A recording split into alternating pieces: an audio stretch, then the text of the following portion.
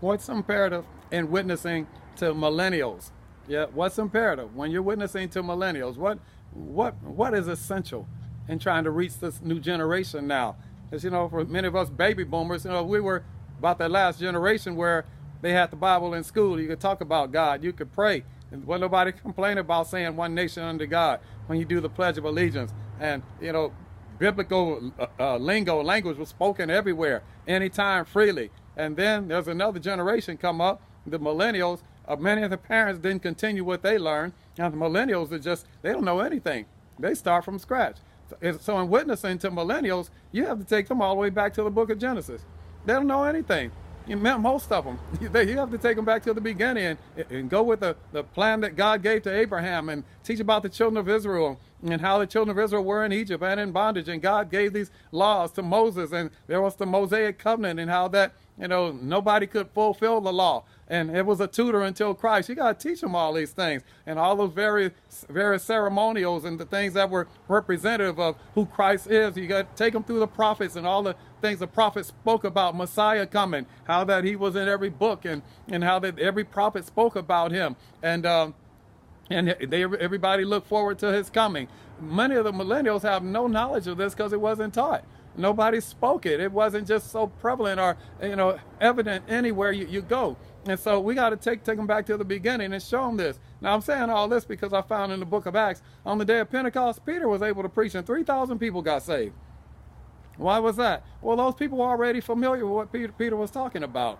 Peter, he spoke about everything. This is who we were talking about, Peter, saying this is that was prophesied by the prophet Joel. In the last days, I'll pour out my spirit.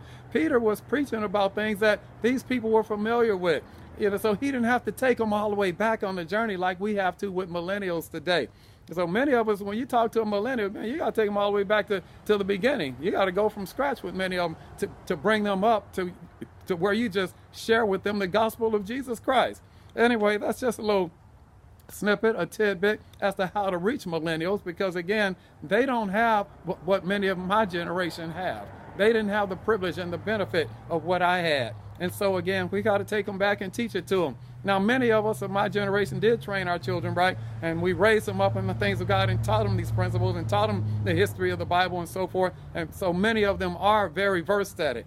But however, there's a large majority who are not. And that's why we see the stats going. We don't see a lot of that generation going to church, praying or leading and working in ministries and so forth. Many of them just staying at home, sitting on their iPads and on their iPhones and playing on their phones all day long.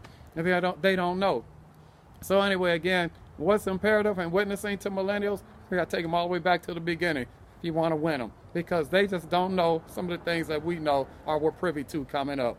In Jesus' name, that's just a little bit I just want to share with you. Click subscribe to this BFABP. This is Believers from a Biblical Perspective here on this YouTube site.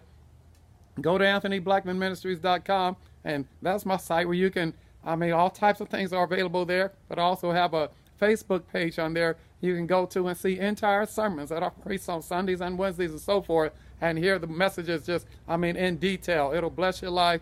In Jesus' name, I pray for all my subscribers on a daily basis as well. Have the best day of your life. I love you. I care for you.